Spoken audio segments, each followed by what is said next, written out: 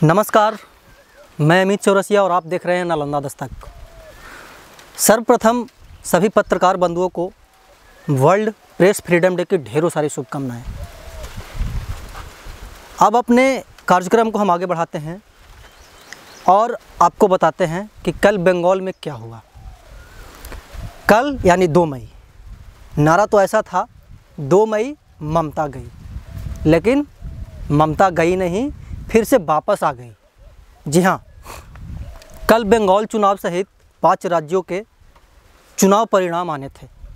सुबह 8 बजे से ही चुनाव का मतगणना हो रहा था, जिसमें तमाम विपक्षी दल, तमाम सत्ताधारी पार्टियां बार बार वो बता रही थी कि हम सत्ता में आ रहे हैं, हम सत्ता में आ रहे हैं। कभी विपक्षी दल बोल रही है कि हम सत्ता में आ रहे हैं, कभी सत्ताधारी पार्टी बोल रही है कि हम सत्ता में आ रहे हैं। लेकिन सभी को इंतज़ार था तो शाम का। शाम हुआ, सारा प्रदेश साफ हो गया। बंगाल चुनाव सबसे अहम था। बंगाल चुनाव इसलिए अहम था कि वहाँ पे बीजेपी और टीएमसी से सीधा टक्कर होना था।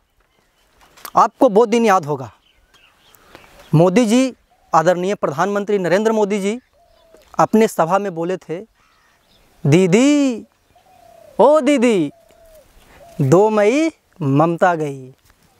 लेकिन हुआ क्या? ममता तो वापस आ गई। कल के जो विधानसभा चुनाव के परिणाम आए हैं बंगाल के, हम उसके कुछ आंकड़ा आपको बताना चाहते हैं। कल के विधानसभा चुनाव में तृणमूल कांग्रेस को 214 सीटें मिली, जो कि पिछले चुनाव से 3 सीटें ज़्यादा है। अगर भाजपा की बात की जाए तो भाजपा ने हार करके भी जीत हासिल किया है। वो इसलिए क्योंकि पिछले चुनाव में मात्र 3 विधायक थे उनके, और इस चुनाव में टोटल 76 विधायक उनके हुए हैं उभर करके। और ये अपने आप में बड़ी उपलब्धि है। बंगाल में वो सरकार तो नहीं बना सकी, लेकिन एक बहुत बड़ी जीत है बीजेपी के लिए।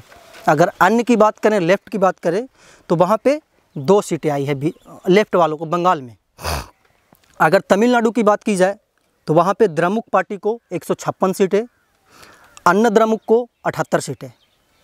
अगर केरल की बात की जाए तो एलडीएफ को 93 सीटें, यूडीएफ को 41 सीटें। अगर असम की बात की जाए तो वहाँ पे फिर से एक बार भाजपा ने अपना परचम लहराया है। भाजपा को 74 सीटें मिली है, जो कि पिछले बार से 6 ज़्यादा है, और कांग्रेस को 50 सीटें मिली है, जो कि पिछले बार से 8 कम है। अगर पौंडुचेरी की बात की जाए तो वहाँ पे भी भाजपा ने 4 सीटें पिछले चुनाव से ज़्यादा हासिल की है। पौंडुचेरी में भाजपा को 16 और कांग्रेस को 8 सीटें मिली है। अब हम आपको बताते हैं कि बंगाल में दरअसल हुआ क्या। बहुत सारे लोगों के मन में, जहन में सवाल है कि अब आगे क्या होगा बंगाल में। तो आगे बहुत कुछ होने वाला है, बहुत ही रोमांचक, मतलब कि परिदृश्य सामने आने वाले हैं। जी हाँ, पूरे बंगाल में तो टीएमसी ने वापसी किया। दोहरे शतक लगाई ममता की पार्टी टीएमसी ने 214 सीटें ला करके। लेकिन खेला यहाँ पे ये हुआ कि ममता अपनी ही सीटें गंवा बैठे, अपनी ही सीटें हार बैठी। जी हाँ, बहुत बार ऐसा हुआ है कि पार्टी तो जीत गई, पार्टी बहुत सीटें लाई, लेकिन जो उसके कर्ता धर्ता हैं, जो उनके चीफ सेक्रेटरी हैं, वही चुनाव हार गए। बहुत सारा चुनाव में ऐसा होता है। लेकिन कल से मैं सोशल मीडिया को देख रहा हूँ, बहुत सारे लोग मैसेज कर रहे हैं, बहुत सारे लोग स्टेटस लगा रहे हैं, जो अंधभक्त टाइप के लोग हैं, बुरा नहीं मानिएगा, जो भाजपा समर्थक हैं, जो एनडीए समर्थक हैं, वो लगा रहे हैं कि अब दीदी मुख्यमंत्री कैसे बनेगी। तो घबराने वाली बात नहीं है। अगर आपको पता नहीं है कि बतौर विधायक, बिना विधायक रहते हुए भी मुख्यमंत्री बना जा सकता है, उसका भी प्रावधान है। कैसे बनेगी ममता मुख्यमंत्री? ऐसा नहीं है कि सिर्फ ये बंगाल में ऐसा पहली बार हुआ है। अगर बिहार की बात किया जाए तो सुशासन बाबू भी विधायक नहीं हैं, लेकिन वो मुख्यमंत्री हैं। उत्तर प्रदेश की बात की जाए, योगी आदित्यनाथ जी मुख्यमंत्री हैं, लेकिन विधायक नहीं हैं। बहुत सारे ऐसे राज्य हैं, दर्जनों ऐसे राज्य हैं जहाँ पे विधायक ना होते हुए भी वहाँ के जो पार्टी के कार्यकर्ता हैं, पार्टी के जो सीनियर लीडर हैं, वो वहाँ के मुख्यमंत्री हैं।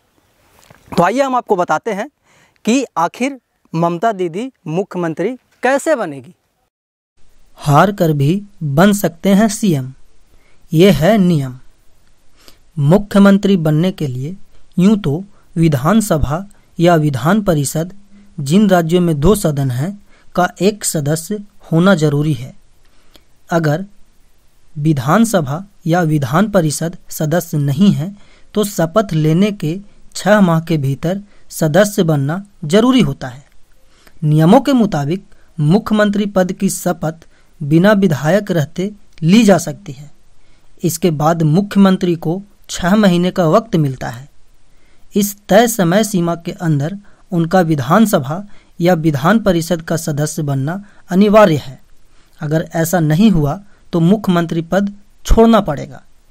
ये हैं बिना विधायक रहते सीएम बनने वाले नेता। उत्तर प्रदेश के मुख्यमंत्री योगी आदित्यनाथ, उद्धव ठाकरे महाराष्ट्र, लालू प्रसाद यादव बिहार, नीतीश कुमार बिहार, राबड़ी देवी बिहार, कमलनाथ मध्य प्रदेश। और तो दीदी इस प्रकार एक बार फिर बंगाल में खेला करेगी, वो भी अगले 5 वर्षों तक। जी हाँ, अब सबसे बड़ी रोमांचक बात यह है, सभी को इंतज़ार है, सभी 5 राज्यों के मुख्यमंत्रियों को इंतज़ार है, विपक्षी दलों को इंतज़ार है कि मुख्यमंत्री कौन बनेगा, मंत्रिमंडल में किस किस को जगह मिलेगी। सभी के बारे में हम आपको अपडेट देंगे, एक एक राज्यों के बारे में हम आपको अपडेट देंगे। कोरोना का काल है, स्वाभाविक सी बात है देर होगा।